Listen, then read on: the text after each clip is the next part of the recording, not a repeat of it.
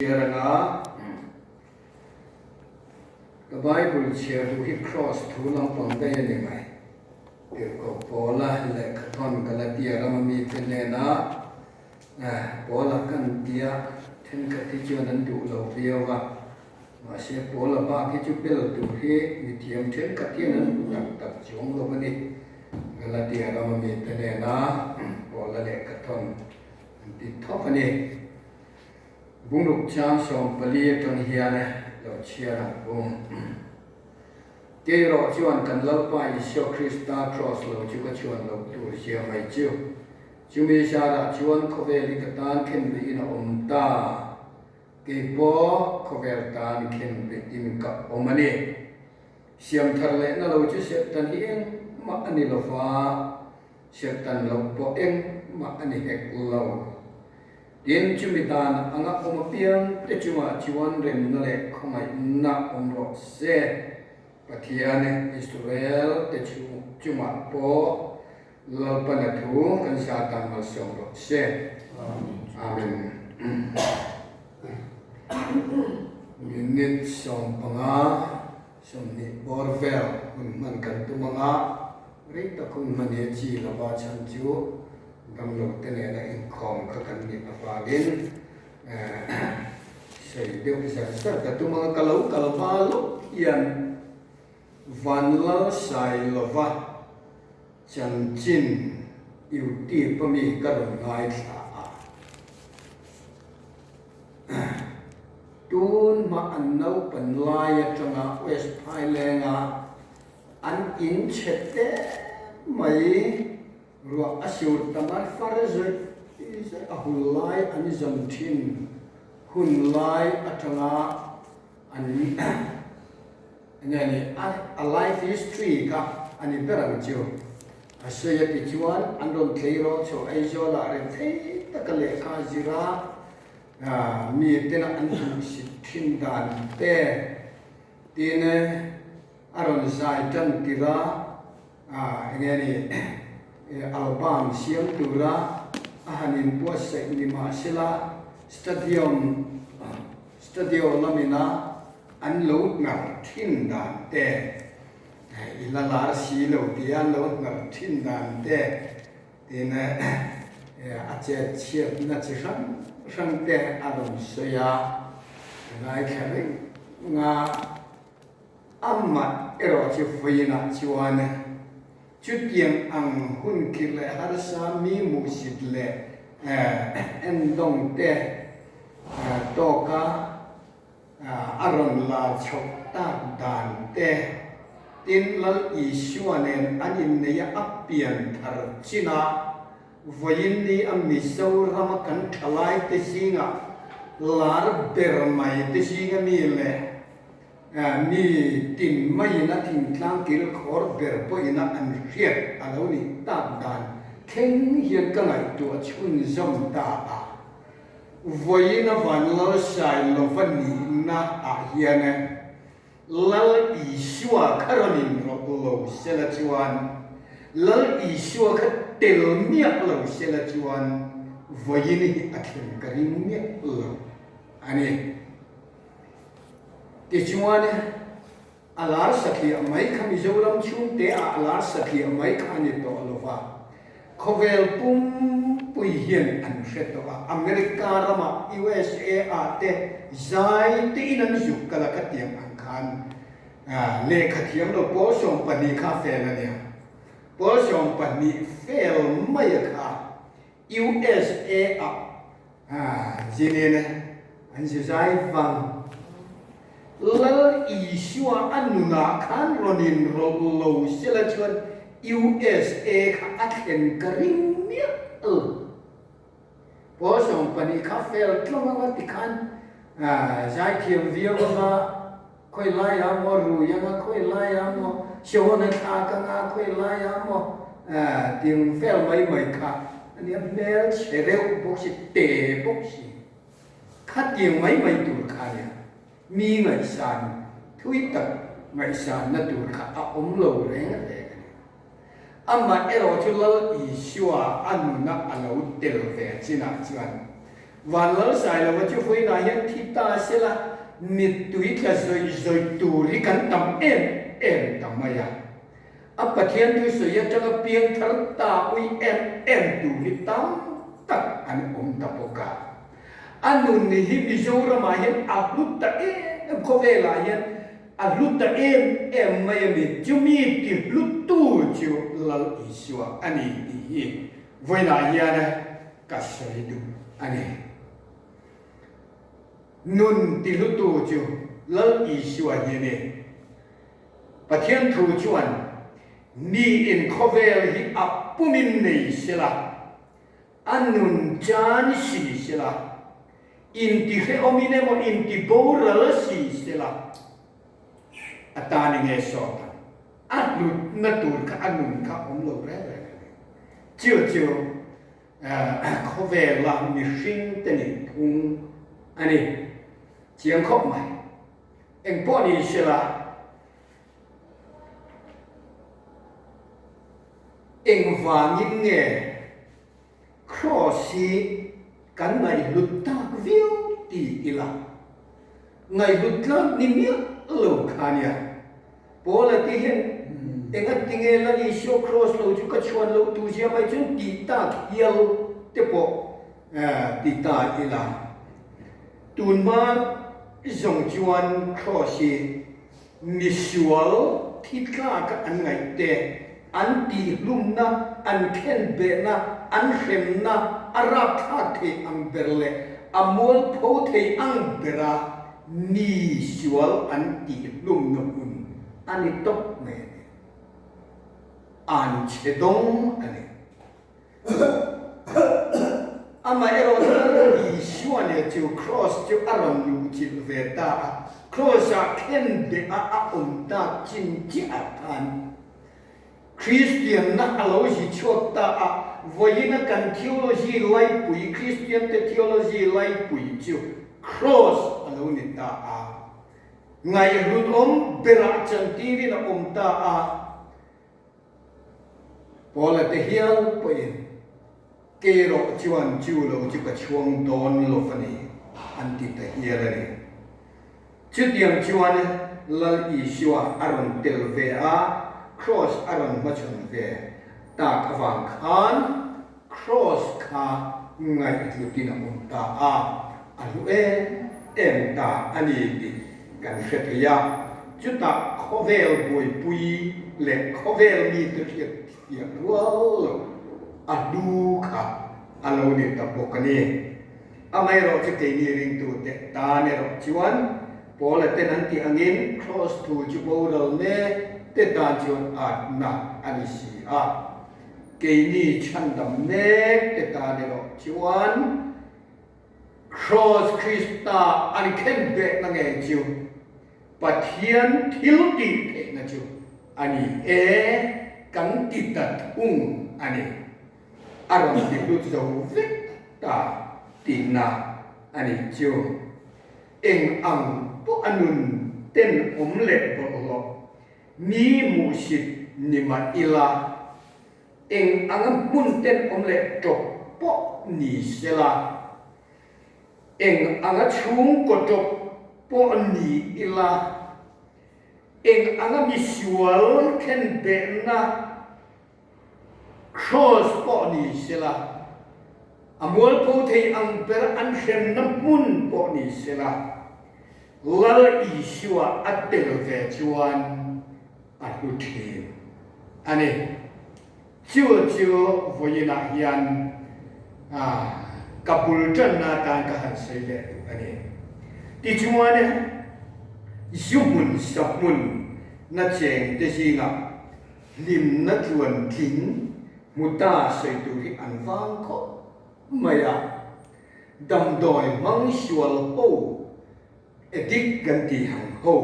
zinga dam na tak muta po hi sei tu an om lo re nga tin me chian mi pat man sual na awanga KS ta do tor zinga le phei chuan chu tiang chu sei lo in sit na mi singa po in tharun na mun at a anin ham tang ram chau ani ti hi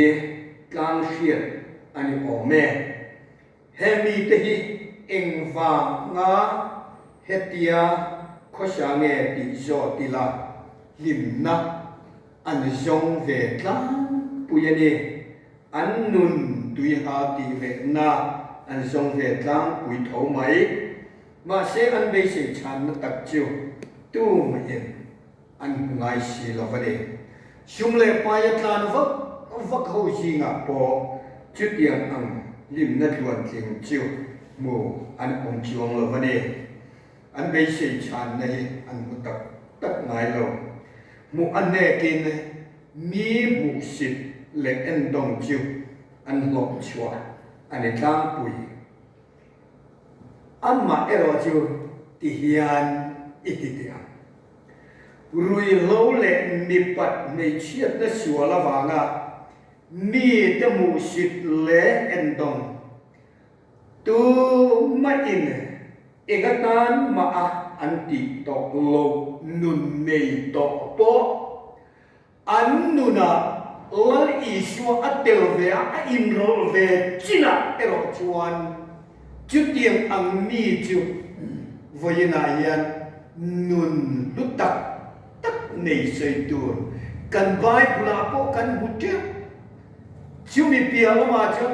voyen nia kan hun tong khovela po hian kan generation a po hian chu tiang ang mi chu sei tur tam tak an over there a chan chu lal shua annuna aron telvea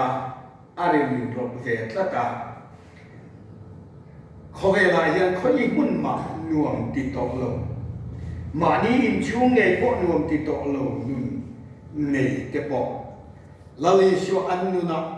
aron telve china ero chiwan andang lam ve ka annun ti lut sakene an om thi na ne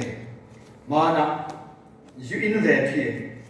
mi pat me chia sual na a po lo tu ve to lo in mang kho lo ve to e ru na kan ti suala lo in nam noi ve to thi tual khat le ui re kan ti te si nga po chu tir ang nga khovela na sat ka lo tlan ve to nimma sila pathian ram tana ni hlut tak le trong kai tak soi tu kan lama hian an chuk adim phum chuk ani eng wang nge kan ti chuan cross milk po ti tu lal i shua kha an nuna aron in ro ve ta a lal i shua an ne ya an pian thar china chuan an nun ti dang lamina oma mi ngai san lo le ngai dut lo ni thin kha mi te ngai san le ngai lut nun lut tak nei tu an lo ni ta thi na ni pol nge po hi en chiang ta ila bible ni en ta ila lali shua ji tu te ti du da tu ani ya lali shua ne na nin to a anun ti dang lam ani china kero chuang kan lalpa Isyo Krista cross lo chu ka chuan lo tu sia mai chu chu mi sara chuang khomeli ka tan khen be in om ta a ke po khovel tan khen be in ka om ta ani ti in lut takin an om ta shamari me chi po ka bai bu la tu in la chua le ta ila pasal panga ne to kha lali shua ne nan in bu china chuan Shamari rama missionary ro pui berle masaber anita anun tui hati re ani baka missionary ro pui taka achuak ta ani khovela visual bingthang niki cruise ka enle ta ila to tete ni kasya a baka shual le thek ngai na to le ne male ti tu ra ne Niki cruise at the bridge. The Khan ho, and it was not an aya. 12 thought they hit you out the top to go upon Nilo. amai ro chu pastor pakhatina vei tatlat maya niki cross chu ahyuyevi tamaya niki ishua na mga iche ti thuri ngote sai asai niki cross chu ani ini nom mange o kathatam che te poti chi ni ma se pastor chen niki in that ma la katak sai chan som vit ma la katak sa teng rang rang te chuan lali som pangai ta thui an fil ren to pang che atia atopa chuan pathian mangai na ro pui sia pathian ni masa akan sei chia khan chu ni sual tin lung chu an ne ta lali suan ne na din tong ta ti chuan lali suan ane nuwa an pian thar ve chu pathian thu sir te kha du ve ta pathian thu sir nam na avalu ta angai na helo chan chu ka tlap chan bo le thin bằng bố mà sẽ với na chuan ni cái kru sẽ chân chính thì cần xây đầu thế cả nó va và thiên thu hiu tu rô bụi tắc ni in áp về là quân không to cái đi anh nun cả lal isu alo tel về chi na chuan không về ta hiện lụt nên mía alo không về ta na lọc ống mày không về ta na misual mày lali isu anh nun alo tel về chi na ero chuan pathian ram ta na mi trong kai alo ni ta thu hiu tu rô bụi tắc ni in không về alo mang dấu ta lúc em ta anh với na hiền chú tiếng bốc chuan hun chân tì raกันxây đằng khan van lao sai là vật hai lên đâu bằng mày in chết tắc cái rồi xây liền à với na chuan là li chuan này nun anh mang à ti chuan nun lúc tập này in thiên ram lệ cũng là bộ lệ mi chỉ rong rong tàn ăn nun alo mang chốt ta avalu em với na yang kỳ đi bỏ lali suan en kan nun ye mangila mà đi chân trên soi hiu ông cái thị nó tối té in cái soi về thế kỳ bỏ lái số là nấu bằng mày cái này thiên lang nấu bằng ai cho là sự quyết cần cơ thị na ai cho lệ lai số là đình cá là kê in cần cá ngã vào chết tịt lai chưa chúng khát phê chú sẽ té egg lệ đa lung in cá là cần cá là rít cần phur bốc xì thì lai cần cá lai khen cá trap ta ring ngút mình cá trap rồi sẽ té egg cho vào cần cá lai sẽ ôm khát cái đấy tuần nuôi ăn cần chung qua tên cái này gì mà đi cá này thì ai cho cái này cái cần nuôi này là con em để con đi lái chầu tất mày con ai cho là chỉ con cần cần lái rít pura cái trà rồi nằm muốn làm gì cái gì cần nuôi trap lệ thì ama rồi chút tiền ăn thìn clang nấu bằng hun mang thìn cả cần gì amma ero chulal isuane kan nun kan manchina ero chuan pathian khomai na le khoi na selin BCM president din namte pathian in din ta voina yan in jinga chaplain te in kalo tinga chutiang ang nun kanei na chu lal isua hian hi ti ka chiang kho lal isua awa ngani ti ka chiang em này chiều vàng như là lý xua ye ít khẩn sân nó là lý xua ít qua cắt tầm cắn nụn thì lụt tù ra đi là lý xua ye hè khó về là cắn khinh nụn thì lụt tù cắn chung có ta này đi em một bát thiên lâm ta này đi em một khốt lam ta này đi em một cắn nụn thì lụt tù ta là lý xua ye athaber lali shua hi aking bedani chu wa nge ne lali shua hi ibel klata wayini hian Krista ne na kan jawa hian kanin itulu nun le ang o cross mi tena an entong visual anti lum thin na nghe po ti lu thei tu isua hian kanun hi trangkai taka mang man tu rin min ti lu thei ni ishanon le ang o lalpan kan sa tan ko se Amen. amen